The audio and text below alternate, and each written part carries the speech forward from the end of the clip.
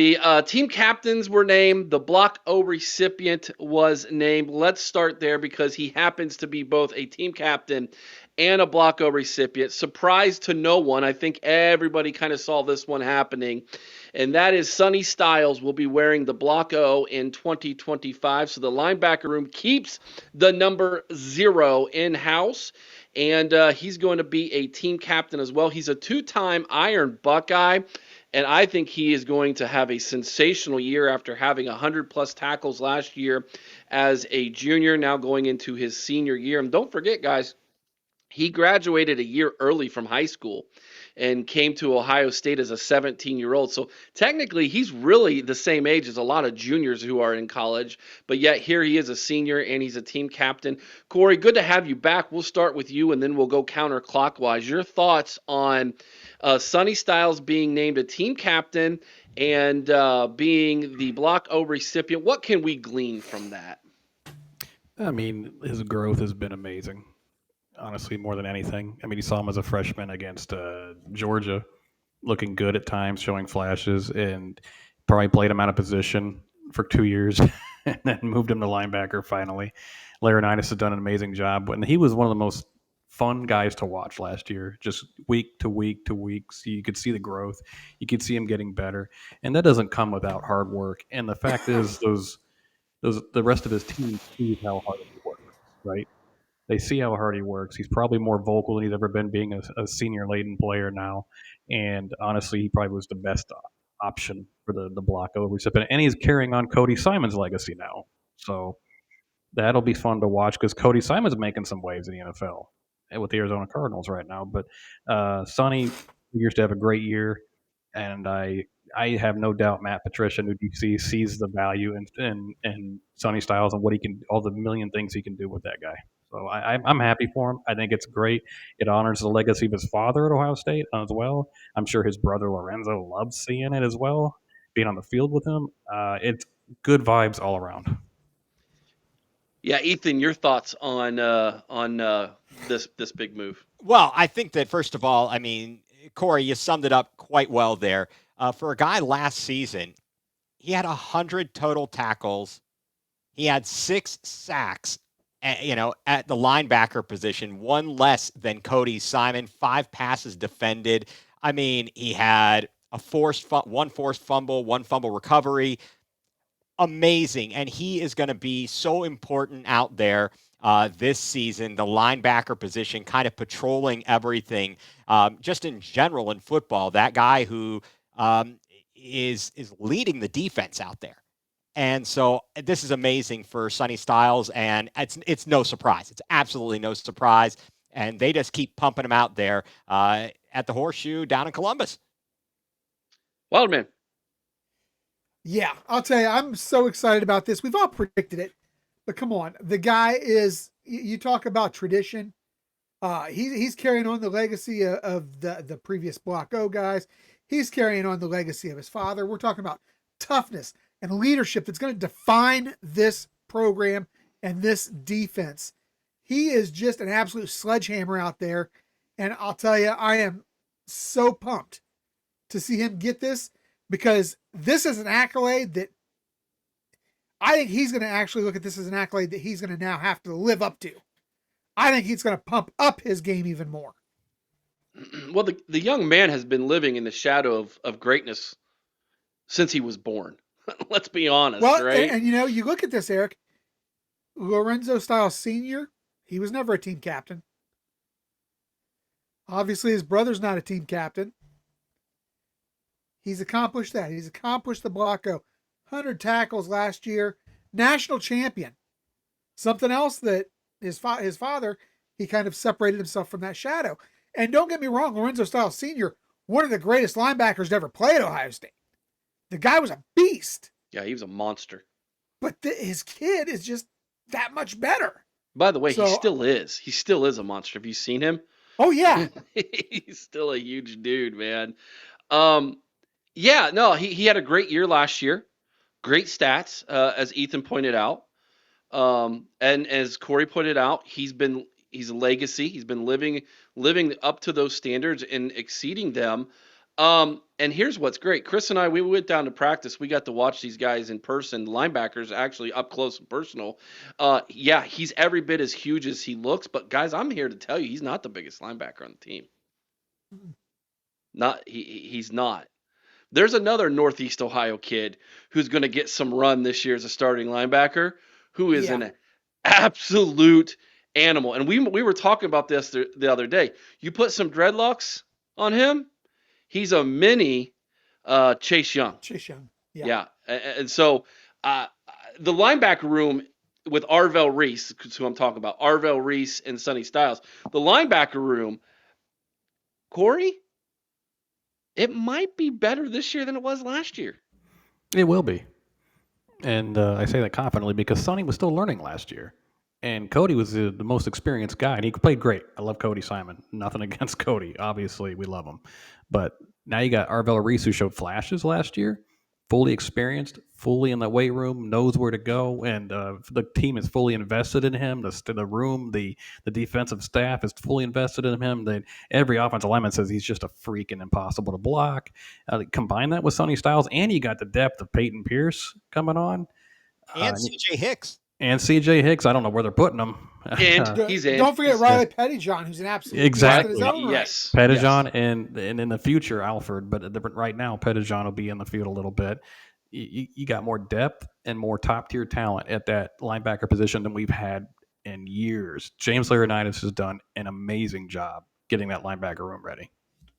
You agree with that sentiment, Ethan, that the linebacker room might be better this year than it was last year? And this was a national championship linebacking room. It's hard to say. It's hard to say that and hard to think that, but it's possible. It is very well possible. Like you said, Cory, you made a great point about Sonny Styles learning the position, and I think, as you said, he's just continuing to grow into it. He had a monster season last year, and you bring up Arvell Reese and these other guys; they are going to be ready to go. And actually, one of the things that may or may not make a difference, that may accelerate their game and exceed expectations, possibly the change of defensive coordinators. I don't know. Matt Patricia, an NFL coordinator coming in to run this defense. And I mean, we've had magnificent coaches, but who knows what else he might be able to unlock, seeing what he's done in his coaching career at the NFL level. Wow, man, any thoughts on the linebacker room before we move on to the captains? Yeah, I think, you guys touched on the fact that Sonny was still learning.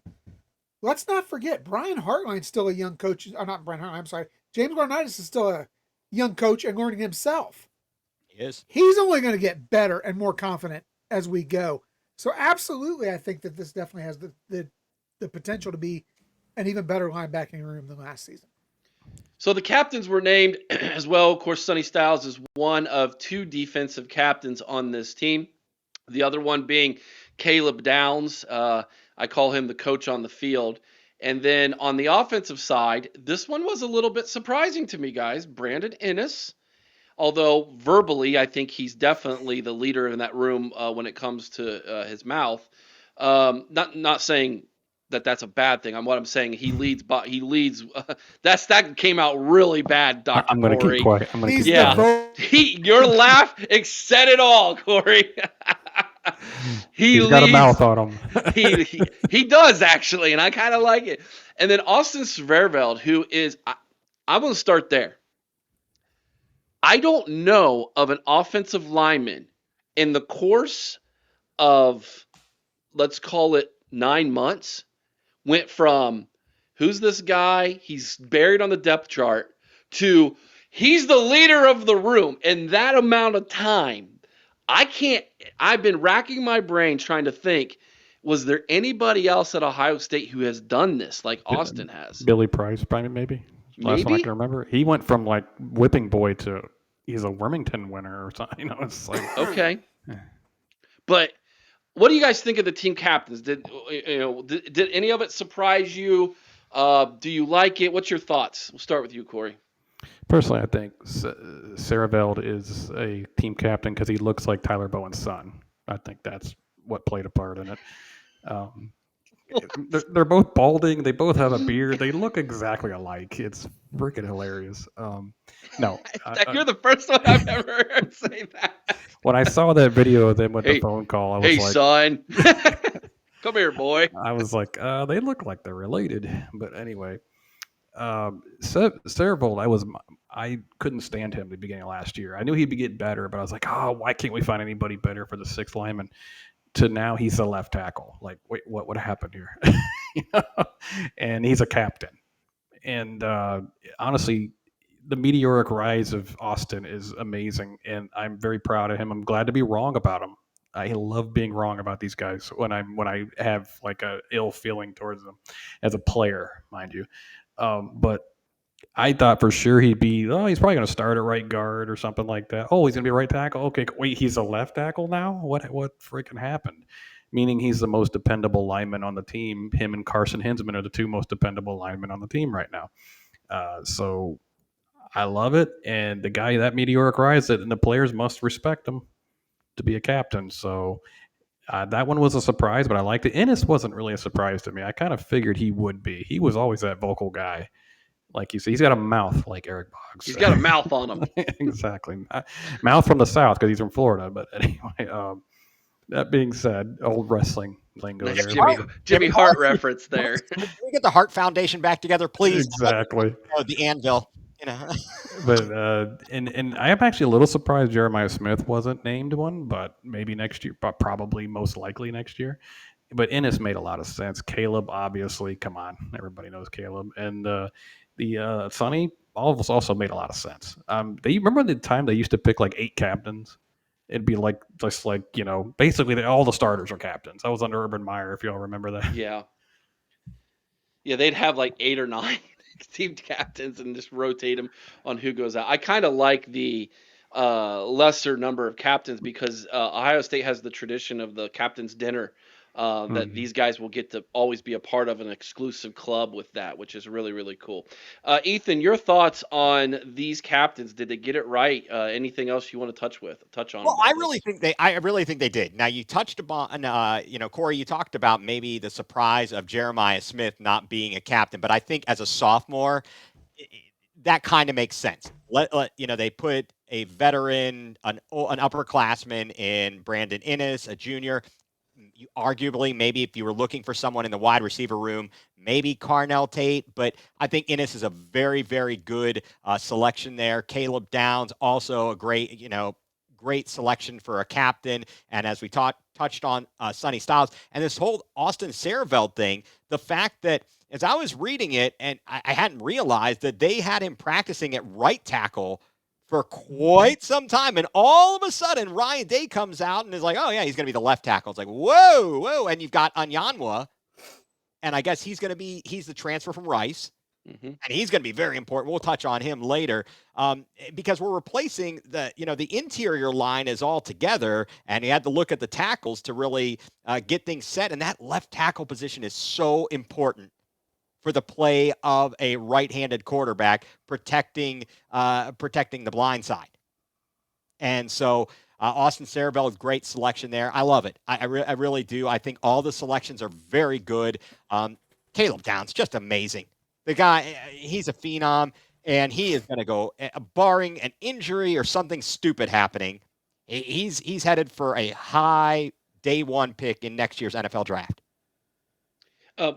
Before you speak, Chris, I want to get Tyler's comment up here because I know, Chris, you'll be able to speak to this because you and I saw this firsthand. Yes. Do you know who's also a pleasant surprise? Philip Daniels. He's an animal. Chris, go. Absolutely. He's not only an animal, he's an angry animal they've uncaged.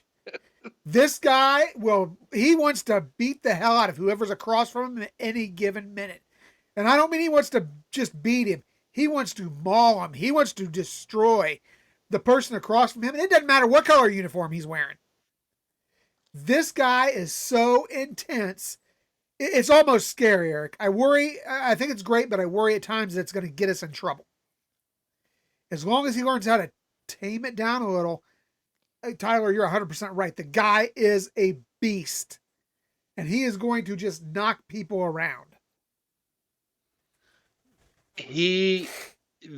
When they were doing 11 on 11 guys in full pads, it was him and Bo got into it, wasn't it? Him and Bo Atkinson went at each other like like it was not just NFL fall camp type of scuffle. Like, no, they were like, I thought he's gonna murder him, like stuff. Like the coaches would blow the whistle and have to jump in because they wouldn't stop with each other. They ended up pulling Bo off the field. Yeah, they ended up pulling Bo off the field because Bo had enough, and he went at his knees. Like, it was, ooh, that wasn't good.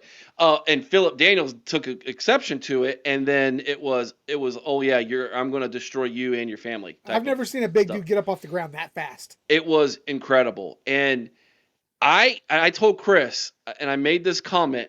I said, he is what we have been missing in the game. He's an instigator. He will get in their heads, and then he will tell them about it. And then, oh yeah, he'll probably get a personal foul at some point, but it'll be hopefully after the game's out of reach, and it's something for them to cry about. Yeah, because it's crazy. It's almost like he cheated his way to the right tackle spot. So you warned me that was going to be coming tonight. Cha-ching, number one. So I'm curious to find out what happens to Ethan Onyewu. I think I'm saying that right. Onyewu. He was the big NIL get. Yep. And if he's not starting, I heard in practice he was looking vicious. I heard him that, for people down there in practice, he was really doing well, getting out with blocks and was looking really good. I think all these guys are very valuable. We need the depth. So if he doesn't start right away, I wouldn't look at that in any way, shape, or form as him being not as good as expected or whatever it is. It's like, hey, if Daniels shows up and he's a madman out there, okay, fine, let him go. There's going to be opportunity, like fortunately or unfortunately, and it's all good. It's all good. I like it. And if it's any, I don't know the timeline. I'd have to look back, and I apologize for this. But if Onyewu was under Mike Bloomgren at Rice, hey, I'm looking forward to seeing him because I know that Mike Bloomgren is a Bill Callahan disciple, offensive line genius, and I'm looking forward to that this fall, watching the Orange and Brown. So a couple other offensive line tidbits that I'll just throw out to all of you guys since we're here and we're just talking about it. Jake Cook lost his black stripe this weekend. Jake Cook did a commercial for us, guys. Yeah. Him and Joshua Padilla. And they're both going to get some playing time. But Jake Cook was the first freshman offensive line to lose his black stripe, if I'm not mistaken. Look out for him. That's a young man who I've watched him play in high school. He plays here in Delaware County at Westerville North, it was. And so I got to watch him play against my nephew who plays for Indianapolis University, and they went head-to-head multiple years. And to watch him from I think the first time I saw him was his sophomore year, till now, he is on a trajectory. You could call it Austin Siereveld-like. He is just, every time I see him, he's more impressive than the first time I saw him. And so watch out for him, and watch out for Josh Padilla as well. I think he's going to be our backup center, if I'm not mistaken, this year. And that's a young man who's got a very, very bright future. And so I think this is the most depth we have had at offensive line, Chris, since we started this podcast back in 2019. Tell me I'm wrong. Oh, you're not. I mean, this is the greatest feeling because, Eric, we've gone into every season saying, if only the offensive line can. I hope the offensive line is as good or is good enough to. This year, we're legitimately talking about the offensive line as the strength of this team. And that's a hell of a feeling. Because as we all know, if your offensive line and defensive line turn out to be the strength of your team, you're going to have a pretty good season because that's where the games are won and lost. Yeah, I mean, we're gonna find out right away. Yeah, we're gonna find out right away if they're able to establish the line of scrimmage in 13 days in the horseshoe against Texas, and we dominate the line of scrimmage on offense. boys, watch out. This team is legit again. Anything else about the team captains that either of you would like to mention? Well, yeah, because I didn't get my shot. You forgot all about me. That's okay. No, I not didn't. I hurt. asked you about the offensive line, but go ahead. Yeah. No, the only thing that shocked me about the team captains is I think there was one missing, and to me, I think it's Kenyatta Jackson. Eric, we got a chance to see this guy and the way he was leading that room. True. At practice, he was a vocal leader, and he did it on the field as well. He was out there helping coach guys up. I really feel like this is a guy who would have been worthy of that a fifth coaching or a fifth captain spot. So you wouldn't have replaced anybody. You're saying no. We have good four great ones. Okay. I just feel like we missed out. I felt like there should have been one more, and it should have been Kenyatta Jackson. You drink it. Special teams kicking evals. They looked exactly the same as last year. I wasn't impressed. Let's just get close, boys. That's all. Yeah. Let's score them touchdowns. He was automatic from inside the 30.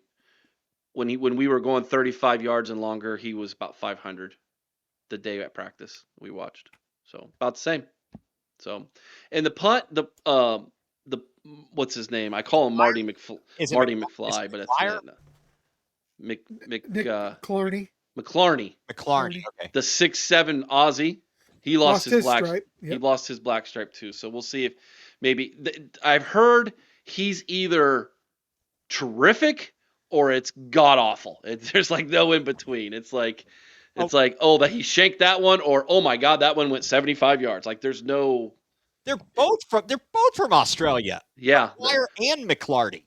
Yeah. That's and 6'7", 255. So he's going to be doing the Aussie style, or running out and punting it and putting the spin on it. That's always interesting. Very interesting to see those guys in the college game and the change and the variation on the punt game based upon their style.